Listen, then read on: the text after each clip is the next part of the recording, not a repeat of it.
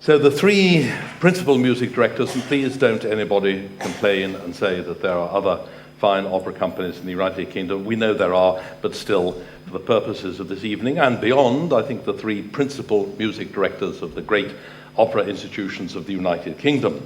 Do you have a definition of what being a music director is or should be? Tony Pappano.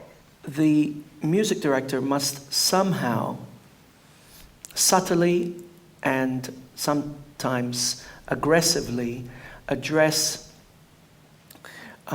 stylistic issues about how to perform certain music. What is the level of quality that has to be reached? What are we aiming for in terms of quality of the actual expression of the music, the choices we make artistically, the singers, the stage directors? It's a complicated business. It's not only about the music. I think you have to be the face of the company, of all the administration. You're the one who gets to perform. When I, as a young conductor, joined the company of the Komische Oper in Berlin, that was the end of the Kupfer era, he was undoubtedly the boss. Although the GMD, the general music director, was there, it was the late Jakob Kreuzberg. But if somebody had a say, it was Kupfer. And I found it very appropriate because this was theater which was completely centered around the idea of musical theater with the emphasis on the theater. If the conductor does not have the last say in things musical, then he cannot represent the company. And so what do you feel that the balance is between your responsibility as the music director, and then how do you strike this balance with the people who come in and say, I have a vision and a concept for the opera and it'll be thus and thus? How does that work for you? It doesn't matter if people are first-time opera director or not. We're in the middle of rehearsals with Terry Gilliam for Damnation of Faust. It's his first opera that he's directed, but he's inherently musical and wonderfully collaborative. And whatever the result, the process has been about moulding what he does to what I'm doing musically and vice versa, along with the principals and chorus. But it's also about being pushed by directors. The great people that we've all worked with, like Richard Jones, other people for me, Deborah Warner, push me to create something which mirrors what they do, and hopefully what we can do side by side will push them dramatically. And that is the one of the main reasons why being a music director of an opera company can be such a fulfilling thing. Is there a difference between the nature of an opera, of a pit orchestra, and a stage orchestra, given, of course, that the London Philharmonic, who you have at Glyndebourne, are both?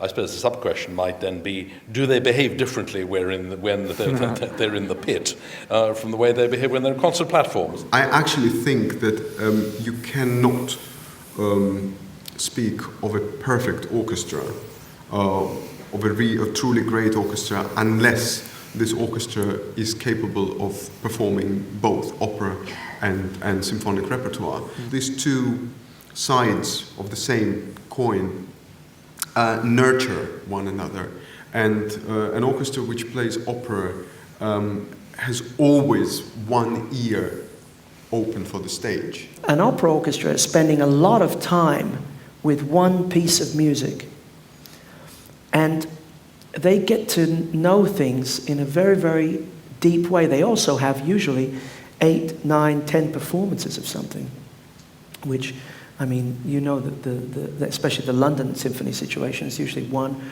or 2 if you're lucky, and with a run out, maybe 3, you know. And so symphony orchestras, a program a week, you know, turning around, you know, doing an incredibly quick and very, very professional way of making music, and the way the conductor has to approach the whole thing is you have to go to a very, very deep place very quickly and technically do all the work that you need to do. With opera, things take more time, and there's a slower burn, if you like. You know, even when they judge a conductor, my orchestra, I mean, they could have Flash Harry come in and you know, the greatest conductor in the world come in, and they will not judge him, even if they are alone with him for 4 orchestra rehearsals. They will not have an opinion about him until they see him with the singers. Do you mind having other conductors coming in? I know there are some music directors who, it said, deliberately chose second-rate conductors to come into the house because, you know, they wanted, said, well... I have to tell you, though, if I have 3 performances in the week, and let's say if I have one on Monday and then one on Thursday, and I know there have been 2 other shows in between, I can feel that somebody else's hands have been on my woman, if you know what I mean. Ed, do you have a similar feeling that you can almost tell and say, oh, my band has been playing with X? Yeah, infidelities, yeah, I think that's right. There was a point a couple of seasons ago when we were doing a John Adams opera, Rossini and Mozart and rehearsing Britain at the same time, and I take my hat off to an orchestra who can work with these different conductors and singers and you know, perform stylistically highly honed performances of all this incredibly, I mean, it's almost like a different career, incredibly different repertoire. How do you think one of your players would describe you as an opera conductor? It's probably my main motto is attention to the stage, attention to the needs of the stage, not only needs of the singers, but the needs of the drama. And as a result, a very flexible approach to things like tempo, articulation, and dynamics. So performances vary a lot? Yes, and also the members of the orchestra have to be very alert with me, because I'm showing a lot of things which I have not mentioned in the rehearsal. Most orchestras will want their conductor to think primarily about them. No question. And I don't see it that way at all. So my attention is divided from them. It's obviously, they're a key element for me, but they do know after, having me around here for several years, that I've got so many other things going on at the same time, and the level of success will be judged if I can bring all these strands together. I think it was Stravinsky who said when you go to an opera, you should hear with your eyes and see with your ears. And I remember my first experiences going to ENO when I was a kid. I really felt this connection between what was happening in the pit and what was happening musically and dramatically on the stage, and that's what I strive for. And whatever form it takes, that's what interests me. And there are performances where I feel like I've done nothing particularly good, but you can feel that what's happening with you at the pit and what's happening alongside you on the stage is molded into something extraordinary. And that's kind of the holy grail for me, and that's what I think about after every performance I've done, waiting until the next one to try and find new ways of shaping the musical drama. I'd like to hear you say something about working on new operas and just what the particular challenges and difficulties of that are. This is, for me, the holy grail of working in the opera, when you're allowed to witness the birth of something nobody has ever heard or seen before, and you being part of this process. I would thought it's a pretty sickening process as well, sickening with fear, isn't it?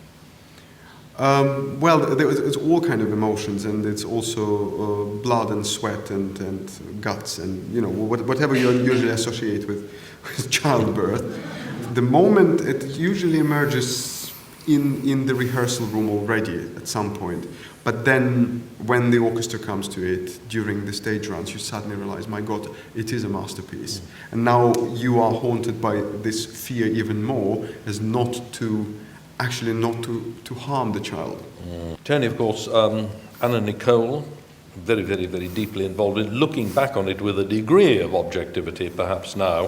What are the things which stand out as being the most remarkable or difficult parts of that experience of bringing a new piece to the stage? Well, the single most difficult thing was, of course, deciding to do it in the first place. To get over that was difficult, because the subject matter is tawdry, awkward, difficult, and the Royal Opera House and all that baggage. What Anna Nikova did for this institution was just gave us another view into what opera could be. Is it the future of opera? No. Could it be the future of opera? Yes. Is it good? I don't know. Did the audience like it? They loved it. Did we get a new audience in? Yes. Did we do it because we wanted to get a new audience in? Absolutely not. They came with a story. We commissioned an opera from a composer. He absolutely wanted to do this story with this librettist, and I absolutely said this has to be Richard Jones who has to direct it. Richard Jones took no notice of any of the stage directions in the score and built a whole dramaturgy of his own to tell the story.